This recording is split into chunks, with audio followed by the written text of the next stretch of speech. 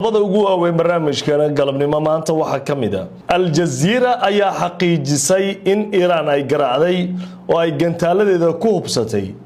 saldhigii Mareykanka ugu weynaa uguna muhiimsanaa bariga dhexe mar kale Al Udeyd ayaa gubanaya Al Jazeera arinta ka hadlaysa ayaan idin hayaa sidoo kale Al Jazeera iyo warbaahintu waxa ay taminaysaa in Iran ay garaacday saldhig military oo diyaaradaha Mareykanka u yaalo oo bariga dhexe ku yaala idan waad maqli doontaa qodobada sidoo kale barnaamijkan idinku eenayana waxa kamid UK ra'iisul wasaaraha cusub ayaa waxa uu ballan qaaday in isbedel weyn oo dhanka dhaqaalaha Britain uu ku sameyn doono waxa la doortay oo markaasi hoggaanka xisbiga Labourka iyo Britain ba la wareegay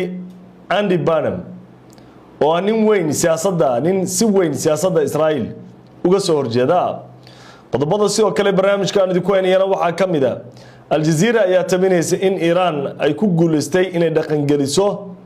amarkeedii ahaa inay Hormuz xirtay maalintii ay ku dhawaaqday ilaa hadda maxaa hirgalay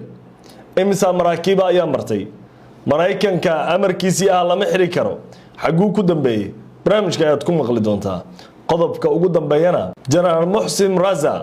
la taliyaha sare dhanka militariga hogaamiyaha Iran ayaa waxa uu soo saaray go'aan weyn oo dawladda Iran ay gaartay qodobada iyo kuwa kale ayaanu barnaamijka idin Mustafa Ali halkan waa kow Somali Media Al Jazeera ayaa xaqiijisay in Iran ay garaacday gantaaladeedana ay toos ugu dhaceen markan Al Udeyd sida ay ka soo xiganaysa Al Jazeera ciidamada Iiraaniyiinta sidoo kale Iran waxa ay sheegtay inay garaacday saldhig diyaaradaha militariga Mareykanka ay ka kacayeen oo ku yaala bariga dhexe Iran waxa ay xoog saartay in gabi ahaanba ay burburiso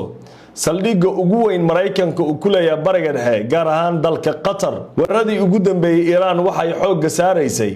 in saldhigyada Mareykanka uu ku leeyahay bariga dhexe ay beegsato iyadoo sidoo kale Iran ay sheegtay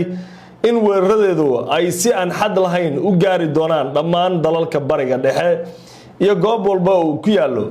saldhigyada Mareykanka Iran waxay horay u gaartay duqeynteeda Suuriya iyo Jordan Imaaraadka Kuwait Bahrain Oman iyo goobo kale si kastaba ha noqotee Al Jazeera ayaa waxa ay sheegtay sida ay warbixintan soo socota ku diyaarisay in ciidamada Iiraaniyiintu ay sheegeen in Al Udeyd mar kale xalay gantaalada Iran uu martigeliyay ila daa warbixintan. Well, Iran is saying that they targeted radar system at Udeyd base here in Qatar. They also said that they've hit military aircraft at the base. Now, Al Udeyd is quite an important army base. It is home to the largest US military presence in the Middle East. This air base, southwest of Doha, is also home to the forward headquarters of US Central Command. That is the branch of the US military that's responsible for directing operations in the region. Now, the Qataris and the base is also home to Qatari and American forces, and it's been in operation for about 30 years. Now, the Qataris and the Americans are not saying anything. We haven't had anything from them. This is coming from the Iranians. They're saying this is a response to America, the US carrying out strikes in Iran. waayahay taasi waxay warbixintii Al Jazeera ay ka diyaarisay weeraradii uu dambeeyay ee Iran ay ku qaaday gudaha dalka Qatar waxa la leeyahay waxay Iran garaacdayba saldhigan Al Udeyd kaliya ma ahan qaybtii militariga ee gantaalada xitaa waxay garaacday xarumihii diyaaradaha lidkii diyaaradaha ciidamada Mareykanka Al Udeyd sida warbixinta lagu sheegayo waa saldhigga ugu muhiimsan Mareykanka uu ku leeyahay bariga dhexe waana meesha ciidamada ugu badan ee Mareykanka ay ku sugan yihiin bariga dhexe waa meesha u ah in saldhig ama xarun ciidamada taliska dhexe ee Mareykanka Al Udeyd Mareykanku ma ahan meel caadi ah waxay u tahay meel halbowlaa waxna Iran ay uga dan leedahay weeraradani in ay madaxa ka jarto ama ay darsi u dhigto ciidamada Mareykanka oo ay soo gabagabayso weeraradeeda iyo saameynta awoodda badan ee uu ku leeyahay bariga dhexe waxa lagu waramayaa in Iran ay u hirgalayso inay gantaaladeeda ku hubsato Al Udeyd iyo goobaha la mid ah Al Udeyd waxa uu ku yaalaa koonfurta dhanka magaalada Doha ee dalka Qatar waayahay saaxiibada qiimiga loo qodobka iyo qodobada la xiriira halka ayaan uga gudbaynaa waxaynu toos u galeynaa qodobka xiga barnaamijka UK waxa ugu dambeyn noqday ra'iisul wasaare Andy Burnham oo si weyn uga soo horjeeday siyaasadda Israa'iil. Ra'iisul wasaaraha cusub ee Britain Andy ayaa waxa uu raaligelin ka bixiyay intii ololaha uu ku jiray ee uu doonayay in uu xisbiga Labour hogaamiyaheeda noqdo iyo ra'iisul wasaaraha Britain Keir Starmer intuu xilka kala wareegin. maalmo ka hor waxa uu Andy sheegay inuu aad uga xun yahay in dawladdiisa Britain iyo xisbiga Labour ay ka hor imaanin oo ay cambaareenin weeraradii Gaza. Israa'iil xasuuqi iyo dambiyadii ay ka gashay Gaza. waxa uu Andy sheegay in dawladdiisu ay ka gaabisay xilligaasi. waxaa la xasuustaa Keir Starmer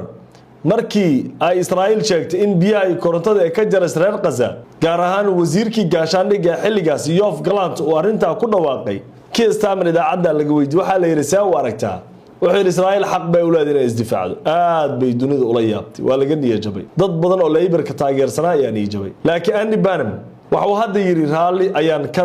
gelinaynaa, waan raali gelinaynaa dadka reer Falastiin iyo guud ahaan dadka arrintaa ka xumaaday inaan horay u cambaaraynin oo aanan uga hor imaanin oo aanan ka hor imaan. macnaheedu waxa ay tahay Britain waxa ra'iisul wasaare ka noqday nin aad u diidan oo u cambaaraynayo siyaasadda Israa'iil. soo kale Andy Burnham waxa uu sheegay in uu kordhinayo cunaqabataynta saaran Israa'iil gaar ahaan hubka laga iibinayo. wuxuu sidoo kale sheegay inuu cunaqabatayn saaraya qaar ka mid ah golaha wasiirada Netanyahu. waxaa soo xoogaysanaya mucaaradada iyo sida looga soo horjeesanay Israa'iil gudaha Yurub iyo dunida reer galbeedka. guul weyn ayay u tahay dadka qadiyadda Falastiin taageersano in Andy Burnham ugu yaraan uu bedelay Keir Starmer oo lagu waramayo inuu aad u dhaamo ra'iisul wasaaraha hadda xilka ka degaya. waa kana Andy oo ka hadlayo dhaqaalaha Britain, kabashada ay u baahan tahay iyo waxa uu ka qabanayo iyo sida uga hadlay in Ingiriiska uu u baahan yahay isbedel weyn. Andy waxa uu la wareegayaa Britain oo dhaqaalaheedu dhaawac weyn u gaaray,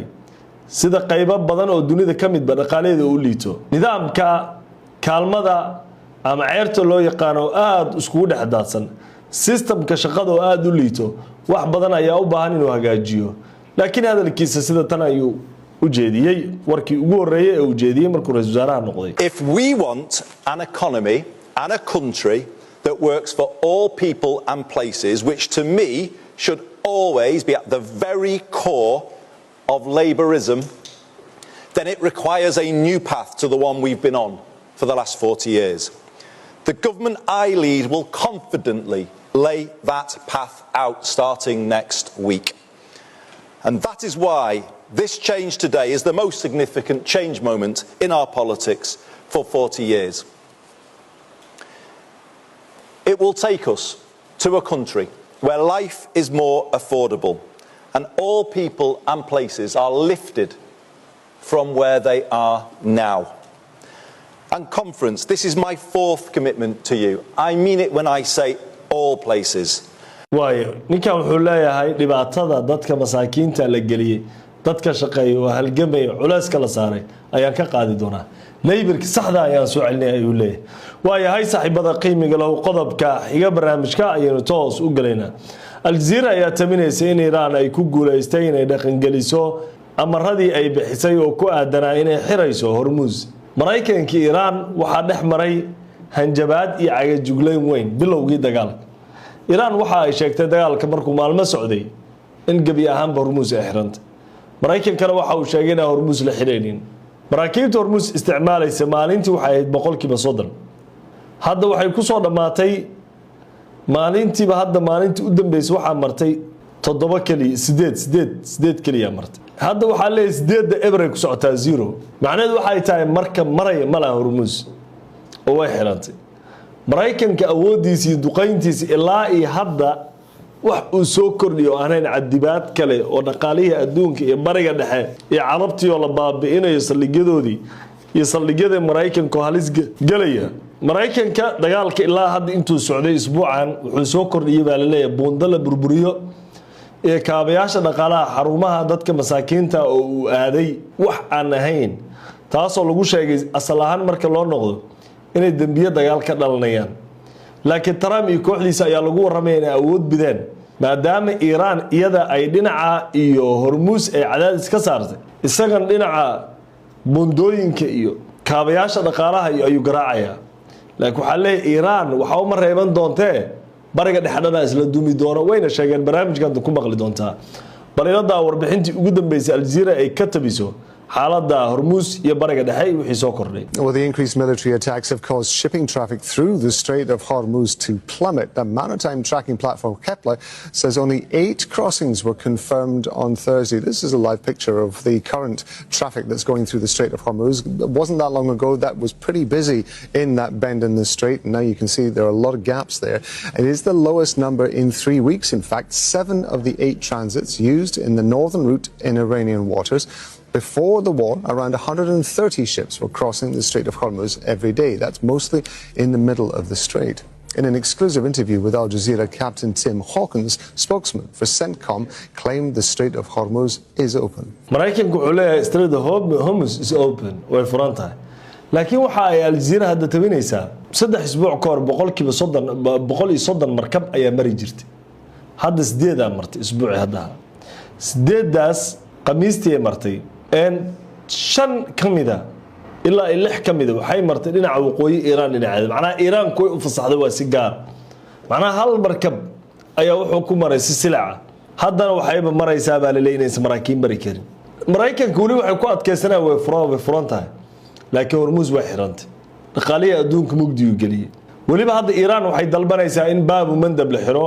xuutigano Iran wada shaqayn xooggan ayaa ka dhaxayso waayahay saaxiibada qiimiga loo qodobka ugu dambeeya barnaamijkeena waxaynu ku soo xireynaa Mohsin Raza waa la taliyaha sare general kamid ah generaalada ugu sareysa dalka Iran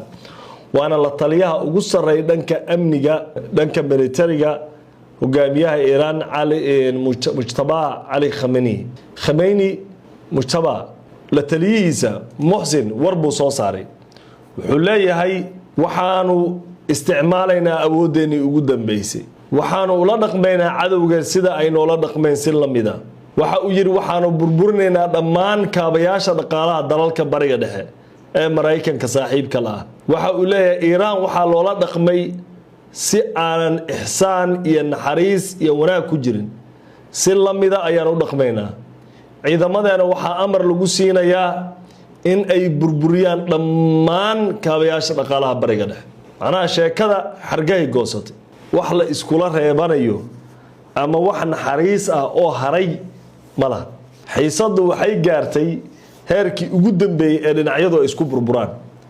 bal aanu daawano General Mohsin Raza oo warkan soo saaray ila daawo ما نمیتونیم نیروهای متخاصم اجازه بدیم از این تنگه عبور کنن وارد کیسه خلیج فارس بشن اصلا سیاست هم جنگ هم مذاکره تمام شده هم جنگ داریم هم مذاکره داریم تمام شده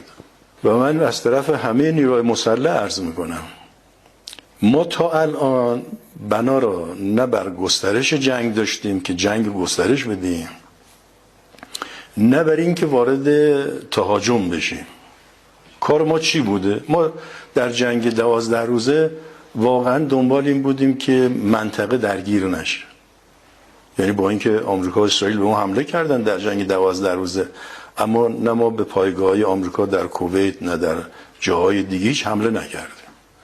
ولی بعد از جنگ 12 روزه گفتیم حواستون باشه اگه دوباره جنگ شروع کن جنگ منطقه‌ای میشه ولی بعد از جنگ 12 روزه waxa uu leeyahay General Mohsin Raza ilaa hadda Iran sil ruux ma garaacin ciidamadeena wali diiradda ma saarin meelaha qaar waxa uu leeyahay laakiin hadda waxa dhamaaday wada hadal waxa dhamaaday in la isku dhex wada hadal iyo dagaal waxa dhamaaday nabad waxa la galay dagaal dhab ah waxaanu muddo dheer iska ilaalinaynay in dagaalka aynu ku soo jiidno oo ay ku waxyeeloobaan dalalka bariga dhexe laakiin hadda la muhuraan ay noqotay wadnaha farta lagu hayaa bariga dhexe dalalka carabta dhaqaalahoodii ishidaalkooda tartiib ma iska dhuuqaan Maraykanka meendhahan dhaaf Maraykanka waxay dhan kala saldhig sameeyso inta bal kulligood macnaha Kuwait Qatar Imaaraat Sacuudiga Bahrain Oman kulli saldhigi Maraykanka ku yaala macnaha aqliyada yaab kale waa la dul degay hadda dagaal dhacay waxna kama celinaa nidaam difaac ma keenay wax uma taraayo shalay waxa islaasaa wax idinka celinaa asaya hadda in wax laga celiyo u baahan barnaamijkii galabnimo aad kala socoteen kow Somali Media guud ahaan galabta waa inaga tan inta aynu kulmayno barnaamijka mid ka xigo nabadgelyada Ilaahay dushina assalaamu alaykum wa rahmatullahi